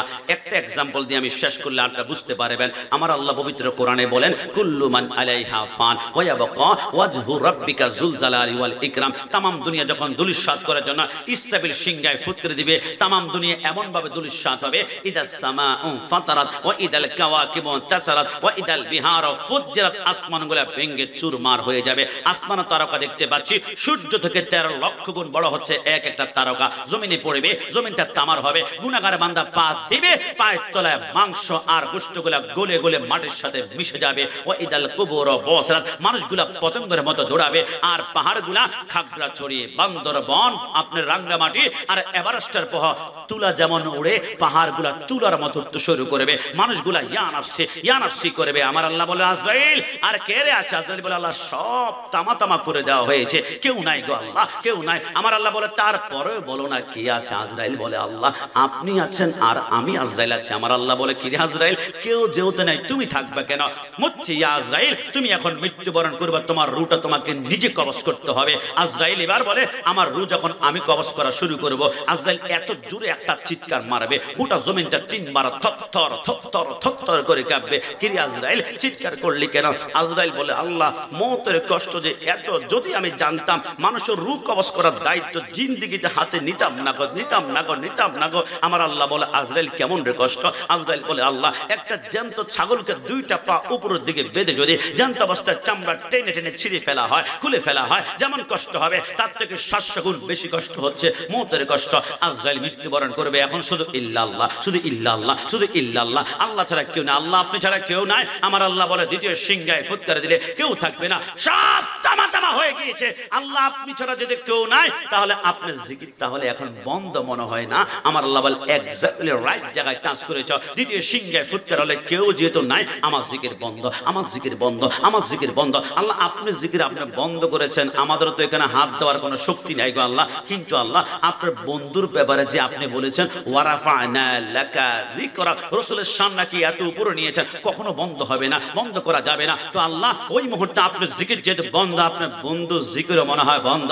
আমার আল্লাহ বলে, জিভ বাটনে ছেড়ে ফেলা হবে, আমার বন্ধু জিকির বন্ধ হবে না, বন্ধু জিকির চলবে, বন্ধু জিকির চলবে, বন্ধু জিকির চলবে। আল্লাহ বুঝলাম না, আপনি জিকির করার জন্য তো কেউ নাই, তো আপনি বন্ধু জিকির কে করবে? আমার আল্লাহ বলে, আমি না কোরআনে বলেছিলাম সাল্লু আলাইহি ওয়া সাল্লিমু তাসলিমা, আমার জিকির করার জন্য কেউ থাকবে না। ওই মুহূর্তে আমার বন্ধুর উপরে দুরূদ শরীফ পড়ার জন্য আমি স্বয়ং আল্লাহ থাকবো, জোরে বলে সুবহান। যেখানে আল্লাহ নিজের জিকির বন্ধ করে তার বন্ধুর জিকির বন্ধ করতে দেন না, সেইখানে আমেরিকার প্রেসিডেন্ট জো বাইডেন আর রাশিয়ার প্রেসিডেন্ট ভ্লাদিমির পুতিন আর ভারতের প্রধানমন্ত্রী নরেন্দ্র মোদী গোটা পৃথিবী চেষ্টা করলো, আমার নবীর শান যাররা পরিমাণ কমাতে পারবে? একটু জবান খুলে বলেন, পারবে? আর আমরা সুন্নিদেরকে কথায় কথায় অপবাদ দেয়, আমরা নাকি সুন্নিরা নামাজ কম পড়ি, মিথ্যা ছাড়ার জায়গা পাও না। তো আমাদের চট্টগ্রাম রাঙ্গুনিয়ার আল্লামা রুহুল আমিন আল কাদরি মাদ্দাজুল্লাহ আলী, তার দিকে তাকাও, সুন্নিরা নামাজ কেমন ভাবে পড়ে দেখাও। তাকে কিছুদিন আগে হাসপাতালে নিয়েছিল, আইসিইউর মধ্যে ভর্তি করানোর পরে আল্লামা রুহুল আমিন হুজুরের নাকের ভিতরে অক্সিজেনের পাইপলাইন লাগানো হয়েছিল। তিনিকে বলেছিল বেড রেস্ট, আপনি শুয়ে থাকবেন, উঠতে পারবেন না। নামাজের আল্লাহু আকবার ধ্বনি শুনলে ডাক্তারের হুজুরের সম্পূর্ণ নির্দেশ অমান্য করে তিনি দাঁড়িয়ে যায়, অক্সিজেনের পাইপ লাইন নাকের মধ্যে লাগিয়ে আল্লাহু আকবার তিনি তাকবীরে তাহরিমা করে, তিনি রুকু করে, তিনি সিজদা করে 5 ওয়াক্ত নামাজ একটা ওয়াক্ত ছাড়ে দেয় না, শুধু নামাজ আর নামাজ। কারণ তিনি তো জানেন হুসাইন, আমরা হুসাইনি সৈনিক, এমন একটা সৈনিক হুসাইন, যে হুসাইন তলোয়ার বল্লম খঞ্জরের নিচে বলেছিল নামাজ নামাজ নামাজ নামাজ নামাজ। যে হুসাইন নামাজ শিক্ষা দিয়েছে, হুসাইনিরা কখনো নামাজ ছাড়তে পারে না। অক্সিজেনের ফাইল ল্যাব লাগায়ো, অক্সিজেনের পাইপ লাইন লাগিও, নামাজ পড়তে তারা ভুল করে না। ডান হাত তুলে বলো ঠিক কি না?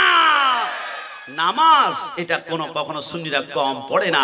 তোমরা আমাদেরকে মিথ্যাচার করছো, তাই তো আমরা এবার জুলুসের মাঠে, এবার 11 বছরও তোমরা দেখেছ বৃষ্টি পড়ে, মানুষের পকেটে আইফোন আছে, টাকা আছে, টাকার চিন্তা করলো না, আইফোনের চিন্তা করলো না, নতুন পাঞ্জাবি, নতুন কোটি, নতুন টুপি যাচ্ছে, কিছুই চিন্তা করে না। নামাজের সেই দাগ কাদার মধ্যে দিয়েছি, মাটির মধ্যে দিয়েছি। সুন্নির নামাজ কম পড়ে মিথ্যাচার, কারণ নামাজ ফরজ। আমরা আল্লাহর আইন 100% মানি। আমরা সে হাদিস মুবারাকা পড়েছি তো, হযরত কাতাদা রাদিয়াল্লাহু তাআলা হযরত তালহা রাদিয়াল্লাহু তাআলা আনহু বলে, আমি রাসূলুল্লাহর সামনে প্রত্যেকদিন ফজরের নামাজ পড়ে রাসূল মুখটা ফিরিয়ে সাহাবায়ে কেরামকে তালিম দিতেন। হযরত তালহা প্রত্যেকদিন রাসূল মুখটা ফিরালে তিনি দৌড় দিয়ে চলে যান, ফিরালে দৌড় দিয়ে চলে যান। আমার রাসূল একদিন বলে, এই তালহা, লাব্বাইক ইয়া সাদাইক ইয়া রাসূলুল্লাহ। কি রে তালহা, আমার চেহারা দেখার জন্য সাহাবায়ে কেরাম 70 জন আসহাবে সুফা মসজিদ নববীর বারান্দার মধ্যে বসে থাকে, আর আমি চেহারা ফিরালে তুমি চলে যাও, চেহারা ফিরালে তুমি চলে যাও। কিরে তালহা, আমার চেহারাকে পছন্দ হয় না? তালহা খেদেই দিল, ইয়া রাসূলুল্লাহ,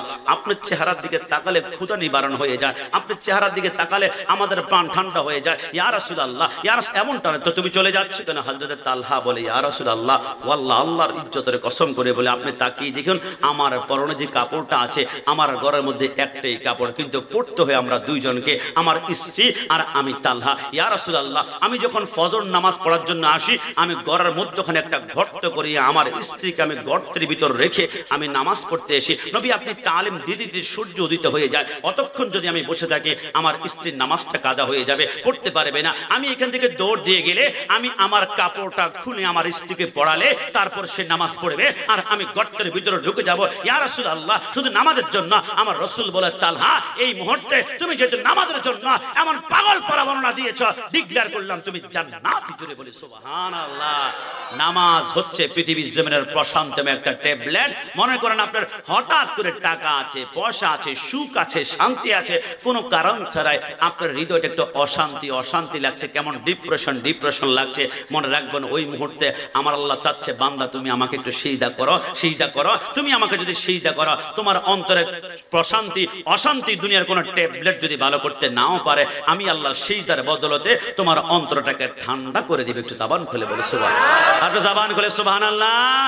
রোজে হাসরে প্রথম প্রশ্ন, নামাজে পড়েছ নাকি?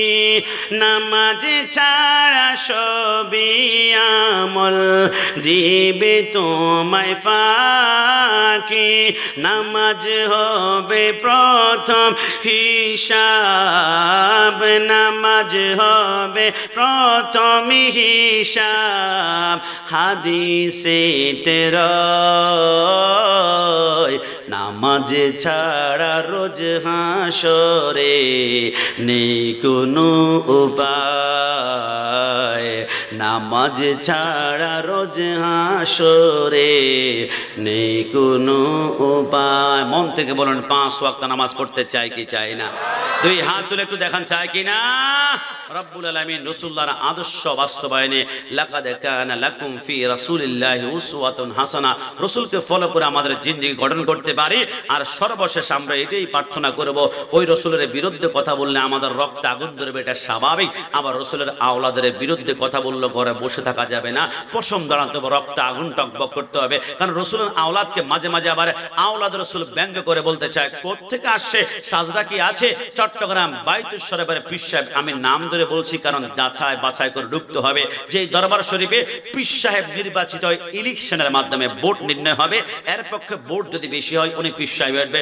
ভোট তো দুনিয়ার ভোটে কোনো পিসাব হওয়া যায় না।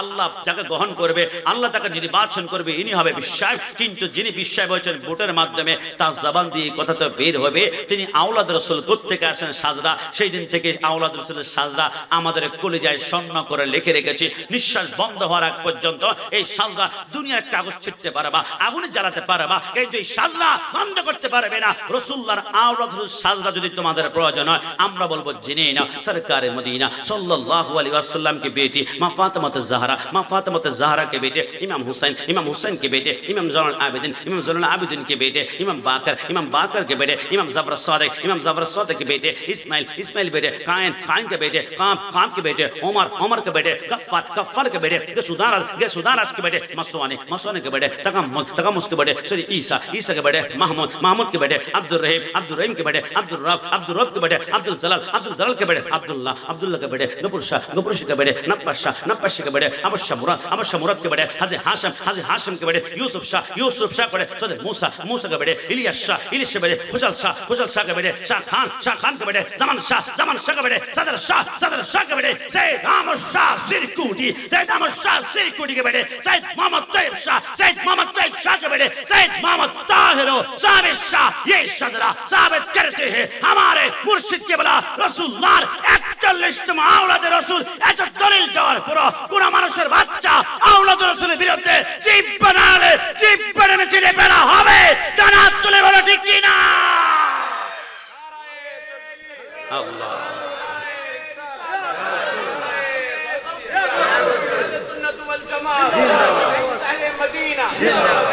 দুনিয়ার সব সহ্য করা যায়, রসুল এবং রসুলের আওলাদের বিরুদ্ধে কথা বললে সহ্য করা যায় না। জন্ম আমার নবীর যোগে হলে কেমন হতো, দু নয়নে রাসূলে পাক দেখলে কেমন হতো। নবীকে পাইনি, দুঃখ নাই, আমরা আমাদের রসুল্লাহর 41তম আওলাদকে আমরা পেয়েছি, যার চেহারার দিকে তাকালে নূরে জলমল করে, যার চেহারা যেইখানে যাবে, বাংলার যত সুন্দর চেহারা হোক না কেন, সব চেহারা নিবু হয়ে যায়, তার চেহারা লাইট হয়ে যায়। যার চেহারার দিকে তাকালে চোখের পানি অটোমেটিকলি বের হয়, আর এটা একমাত্র বের হতো রসুল্লাহর চেহারার দিকে তাকালে। জুড়ে বলি সুবহানাল্লাহ।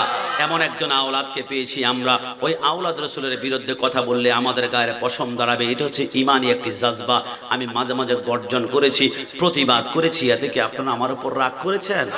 তুমি মেসুয়া করা ফজিলত তো জানো, খাবার শেষে মিষ্টি মুখের হাদিসটাও মানো, শুধু হক কথাটা উচ্চ সুরে বলতে পারো না, অন্যায় দেখে বারুদ হয়ে জ্বলতে পারো না। ডান হাত তুলে বলো ঠিক কিনা? শুধু হক কথাটা উচ্চ স্বরে বলতে পারো না, অন্যায় দেখে বারুদ হয়ে জ্বলতে পারো না। কেমন মুসলমান তুমি একটু ভাবো না, কেমন তোমার ঈমান একটু বলো না। তুমি মেসওয়াক করা ফজিলত জানো,